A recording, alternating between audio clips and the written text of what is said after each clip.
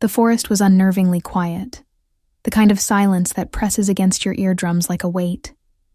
The air was thick with the scent of damp earth and decaying leaves, and the faint rustle of branches overhead sent shivers down the spine of anyone who dared to venture into its depths. It was here, in the heart of this eerie wilderness, that a frail German shepherd was found. The dog was crawling on his belly, his ribs protruding like the bars of a cage, his coat matted with mud and dried blood. His movements were slow, deliberate, as if every inch forward cost him dearly. His eyes darted nervously, scanning the shadows that seemed to stretch and twist around him.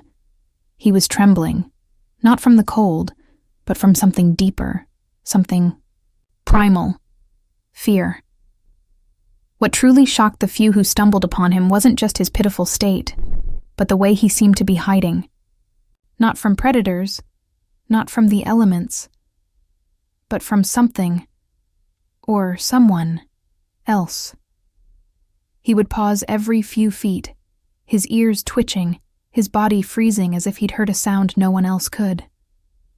Then, with a desperate whimper, he would drag himself forward again, deeper into the ditch, as if the earth itself could swallow him whole and keep him safe. But safe from what? The question hung in the air, unanswered and unsettling. The dog's collar, what was left of it, was a frayed, mutilated thing, the metal tag scratched beyond recognition. His paws were raw and bleeding, as if he'd been running for miles. And yet, despite his obvious exhaustion, he refused to stop. It was as if he knew something terrible was close behind him, something that no amount of running could truly escape. The forest seemed to hold its breath, the trees standing like silent sentinels watching over this broken creature. And then, just as the dog collapsed into the ditch, his body heaving with shallow breaths, a sound echoed through the trees. A low, guttural growl that didn't come from the dog. The audience is left with a chilling question. What, or who is, chasing him? Enter Sarah Collins, a 34-year-old wildlife photographer with a soft spot for animals in need. She had been hiking through the forest, her camera slung over her shoulder, when she noticed the faint trail of disturbed leaves and broken branches. At first, she thought it might be a deer or a fox, but something about the pattern felt off. Her instincts kicked in, and she followed the trail, her boots crunching softly against the forest floor. The deeper she went, the heavier the air felt, as if the forest itself was warning her to turn back. But Sarah wasn't the type to walk away, not when something was clearly wrong. And then she saw him. The German shepherd was curled up in the ditch, his body trembling violently. His eyes, wide and bloodshot, locked onto hers for a split second before he tried to scramble away, his movements clumsy and desperate. Sarah froze, her heart breaking at the sight. She had seen injured animals before, but this was different. This wasn't just physical pain. It was terror. "Hey, buddy," she whispered, crouching down slowly, her hands raised to show she meant no harm. "It's okay. I'm not going to hurt you." The dog flinched at the sound of her voice, his ears flattening against his skull. He let out a low, guttural growl, but it was weak, more of a plea than a threat. Sarah's eyes scanned his body, taking in the scars that crisscrossed his back, the fresh cuts on his legs, the way his ribs jutted out like they were trying to escape his skin. "What happened to you?" she murmured, her voice trembling with a mix of anger and sorrow. She reached into her backpack and pulled out a water bottle, pouring some into her cupped hand. The dog's nose twitched, but he didn't move. Sarah inched closer, her movements slow and deliberate, until she was within arm's reach. She extended her hand, the water glistening in the dim light. For a moment, the dog just stared at her, his eyes filled with a mixture of fear and longing. Then, ever so slowly, he leaned forward and lapped at the water, his tongue rough against her palm.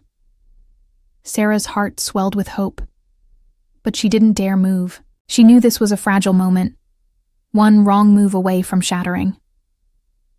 As the dog drank, Sarah's eyes caught something glinting in the mud beside him. She reached out carefully, her fingers brushing against a rusted dog tag. The name on it had been scratched out, but there were faint markings. Numbers, maybe? She pocketed it, her mind racing with questions. Just as she was about to speak again, the dog suddenly jerked back, his body stiffening. His ears perked up, and his eyes darted toward the trees. Sarah followed his gaze, her breath catching in her throat. There, in the distance, was the faint sound of footsteps. Sarah's heart pounded as she strained to listen. The footsteps were faint, but unmistakable. Someone was out there, moving through the forest with purpose. The dog's reaction confirmed her fears. He was trembling again, his body pressed low to the ground as if trying to disappear. "Shh," Sarah whispered, placing a gentle hand on his back. "It's okay. I've got you." But the dog didn't relax. His eyes remained fixed on the trees, his ears twitching at every sound. Sarah's mind raced. Was this the person or thing the dog was running from? She glanced around, her eyes scanning the shadows for any sign of movement. The forest seemed to close in around her, the trees looming like silent witnesses to whatever was about to unfold. She needed to get the dog out of here, but he was in no condition to walk, let alone run. And if whoever was out there found them... Sarah shook the thought away. She couldn't afford to panic. Carefully, she reached into her backpack again and pulled out a protein bar. She broke off a small piece and held it out to the dog, her voice soft and soothing. "Here, boy. You must be starving." The dog hesitated, his eyes flicking between the food and Sarah's face. Finally, he leaned forward and took the piece from her hand, his movements cautious but deliberate. Sarah smiled, a small victory in the midst of the tension. As the dog ate, Sarah's eyes fell on the rusted dog tag she had found earlier. She pulled it out and examined it more closely. The scratches were deep, as if someone had tried to erase the name with force. But there, in the corner, was a faint engraving. K9 117. Her breath caught. K9? That wasn't just a random number. It was a designation. This dog had been trained for something. But what? And why was he out here, alone and broken? The sound of footsteps grew louder, snapping Sarah back to the present. She glanced at the dog, her mind racing. She couldn't carry him, not with her camera equipment and the uneven terrain. But she couldn't leave him either. "Okay, buddy," she whispered, her voice firm despite the fear gnawing at her. "We're getting out of here, but you're going to have to trust me." The dog looked at her, his eyes filled with a mixture of fear and something else. Hope, maybe? Sarah took a deep breath and slowly slipped her arms under his body, lifting him as gently as she could. He was lighter than she expected, his body frail and trembling. As she stood, the dog let out a soft whimper, but he didn't struggle. Sarah adjusted her grip, her heart pounding as she turned toward the path she had come from. The footsteps were closer now, and she could hear voices, muffled, but unmistakably human. She moved as quickly as she dared, her boots crunching softly against the forest floor. The dog's breath was warm against her neck, his body tense but trusting. For the first time, Sarah felt a glimmer of hope. They were going to make it. But just as they reached the edge of the clearing, a shadow moved in the corner of her eye. Sarah froze, her breath catching in her throat. Someone was watching them. Sarah's heart hammered in her chest as she stood frozen, the dog's weight heavy in her arms. The shadow shifted again, and for a split second, She thought she saw the glint of eyes reflecting the dim light filtering through the trees. Her breath came in shallow gasps, her mind racing with possibilities. Was it the person the dog was running from? Or something else entirely? The dog let out a low, warning growl, his body tensing against her. Sarah tightened her grip, her eyes darting around the clearing for an escape route. The path back to her car was too far, and the underbrush was too thick to navigate quickly, with the dog in her arms. She was trapped. "Who's there?" she called out, her voice trembling despite her attempt to sound brave. There was no response, only the faint rustle of leaves as the shadow moved again. Sarah's instincts screamed at her to run, but she knew she couldn't outpace whoever or whatever was out there. Not with the dog in her arms. Then, a voice cut through the silence, low and menacing. "That dog doesn't belong to you." Sarah's blood ran cold. She turned slowly, her eyes scanning the trees until they landed on a figure stepping into the clearing. He was tall, his face obscured by a hood, but his posture radiated danger. In his hand, he held a length of chain, the metal links glinting ominously in the dim light.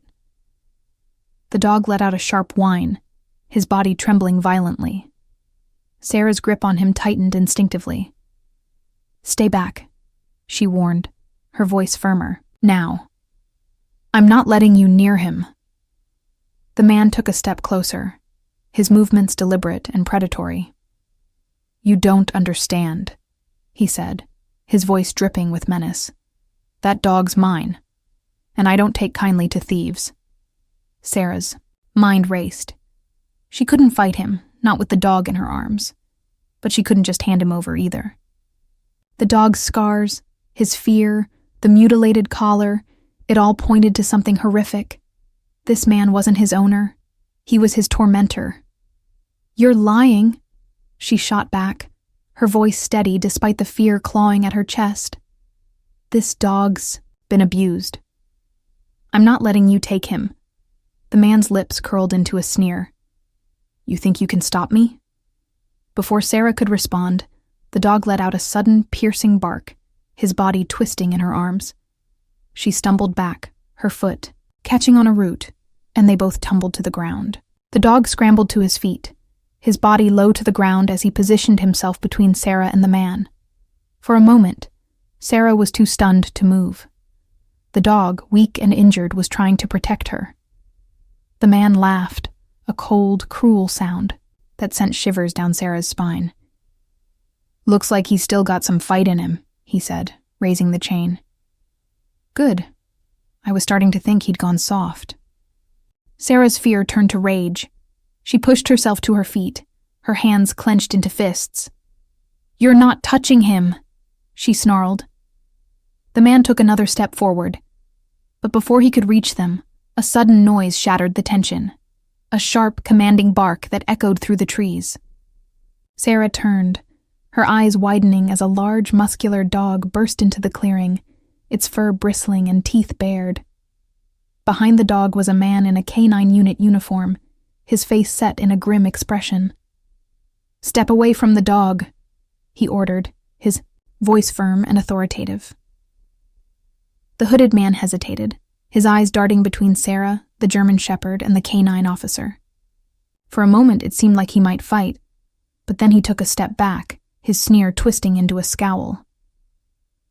"This isn't over," he spat, before turning and disappearing into the trees. Sarah let out a breath she didn't realize she'd been holding, her legs trembling beneath her. The K9 officer approached, his dog staying close by his side. "Are you okay?" he asked, his voice softer now. Sarah nodded, though her hands were still shaking. I think so. Thank you." The officer knelt beside the German shepherd, his movements calm and deliberate. The dog flinched at first, but the officer spoke to him in a low, soothing voice, and slowly, the tension in the dog's body began to ease. "He's been through hell," the officer said, his eyes scanning the dog's injuries. "But he's a fighter, I can see that. Sarah crouched beside them, her hand gently resting on the dog's back. Who was that man? She asked, her voice barely above a whisper. The officer's expression darkened. His name's Marcus Vick. He's been on our radar for a while. Dog, fighting, illegal breeding, you name it. But we've never been able to pin anything on him. Sarah's stomach churned. So this dog was probably one of his fighters, the officer finished grimly. But he's not anymore. Thanks to you. The dog let out a soft whimper, his body leaning into Sarah's touch. For the first time, she felt a glimmer of hope. They had escaped, at least for now. But the danger wasn't over. Back at Sarah's cabin, the German shepherd lay on a soft blanket by the fireplace, his body still trembling but his eyes less fearful. Sarah had cleaned his wounds as best she could. Her hands, gentle and steady as she worked. The dog had flinched at first, but slowly he began to relax, his trust in her growing with each passing moment. The K-9 officer, whose name was Jake, had stayed to help. He'd brought supplies from his truck, bandages, antiseptic, and a bag of high-protein dog food. As they worked, he told Sarah more about Marcus Vick and the underground world of dogfighting. These dogs are trained to fight from the time they're puppies, Jake explained, his voice heavy with anger. They're starved, beaten, and forced to fight for their lives. Most of them don't make it. Sarah's eyes filled with tears as she looked at the dog lying by the fire. But he did, she said softly. He survived. Jake nodded. He's a fighter. And he's lucky you found him. As the night wore on, the dog began to show small signs of progress. He ate a few bites of food, his tail giving a tentative wag when Sarah spoke to him. But the scars, both physical and emotional, were still there. He flinched at sudden movements, his eyes darting nervously to the door every time the wind rattled the windows. Sarah sat beside him, her hand resting gently on his back. You're safe now, she whispered. No one's going to hurt you again. The dog looked up at her, his eyes filled with a mixture of fear and gratitude. Slowly, he leaned into her touch, his body relaxing against hers. It was a small gesture, but it meant everything. Jake watched them, a small smile tugging at the corners of his mouth. He trusts you, he said. That's not easy for a dog like him. Sarah nodded, her heart swelling with emotion. I'm not letting him go, she said firmly. Not after everything he's been through. Jake's smile faded, replaced by a look of concern. Just be careful, he warned. Marcus Vick doesn't give up easily. If he thinks this dog is still valuable, he'll come looking for him. Sarah's jaw tightened. Let him try, she said, her voice steely. I'm not letting anyone take him. As Jake prepared to leave, he handed Sarah his card. Call me if you need anything, he said. And keep an eye out. Vic's dangerous, and he's not working alone. Sarah nodded, her resolve hardening. She would protect this dog no matter what. After Jake left, Sarah sat by the fire, the dog curled up beside her.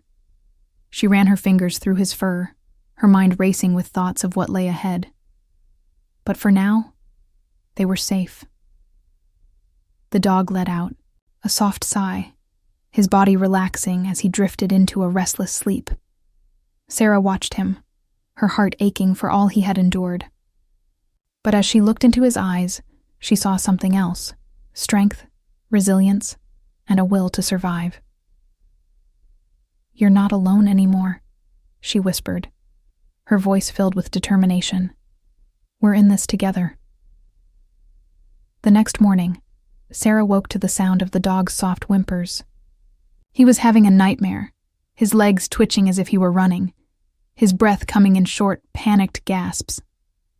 Sarah knelt beside him, her hand gently stroking his fur. Shh, it's okay, she whispered. You're safe now.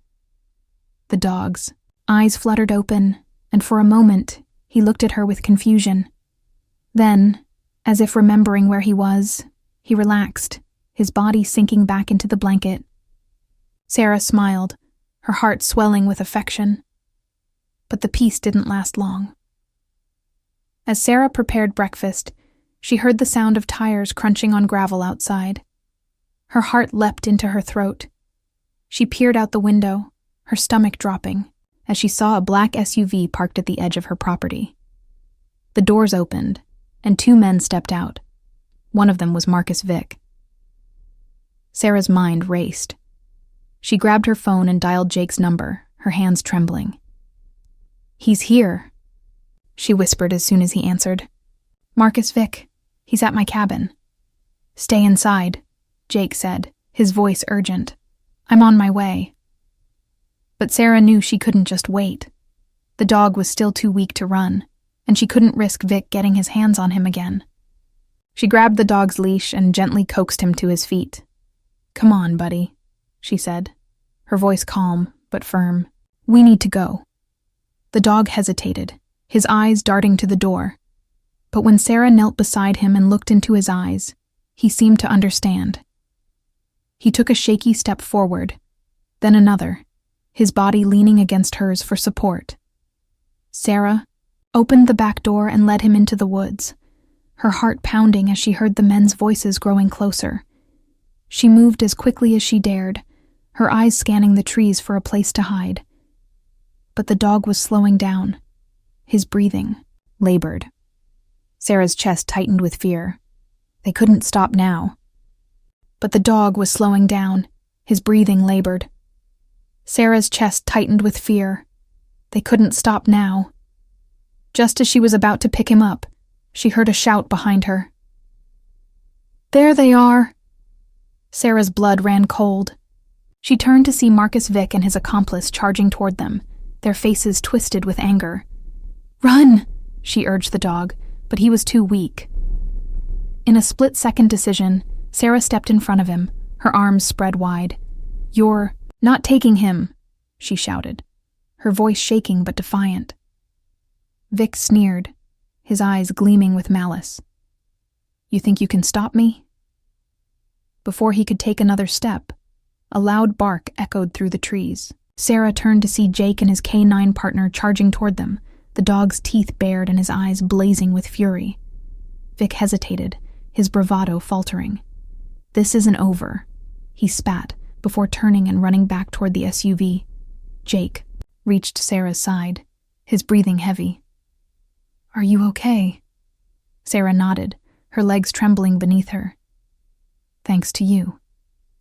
Back at the cabin, the dog lay by the fire, his body exhausted, but his eyes filled with a newfound sense of peace. Sarah sat beside him, her hand resting gently on his back.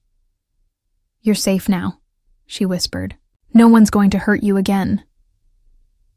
Over the next few weeks, the dog, whom Sarah had named Max, began to heal. His wounds closed, his coat grew shiny, and his body filled out with regular meals. But the emotional scars took longer to fade. There were nights when Max would wake up whimpering, his body trembling with fear. Sarah would sit with him, her voice soft and soothing, until he fell back asleep. And there were moments when he would flinch at sudden movements, his eyes darting nervously to the door.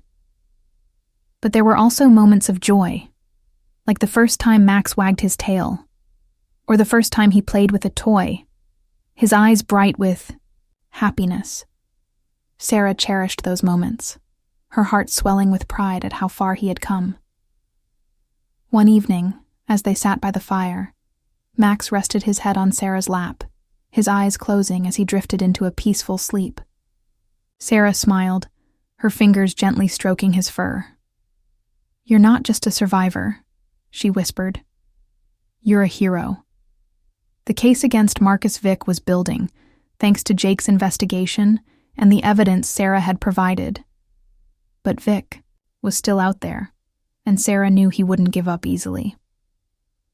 One night, as Sarah and Max slept, a noise outside woke her. She sat up, her heart pounding as she heard footsteps on the porch. Max was already on his feet, his body tense and his eyes fixed on the door. Sarah grabbed her phone and dialed Jake's number, her hands trembling. "He's here," she whispered. "Vic's outside." Before Jake could respond, the door burst. "Open!"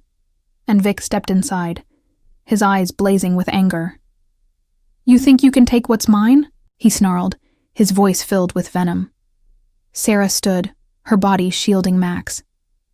"You're not taking him," she said, her voice steady despite the fear coursing through her veins.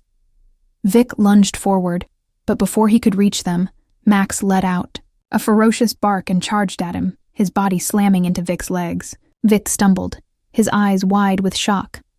Sarah seized the moment, grabbing a heavy lamp and swinging it at Vic's head. He crumpled to the ground, unconscious. Jake arrived moments later, his canine partner at his side. He handcuffed Vic and called for backup, his eyes filled with relief as he looked at Sarah and Max.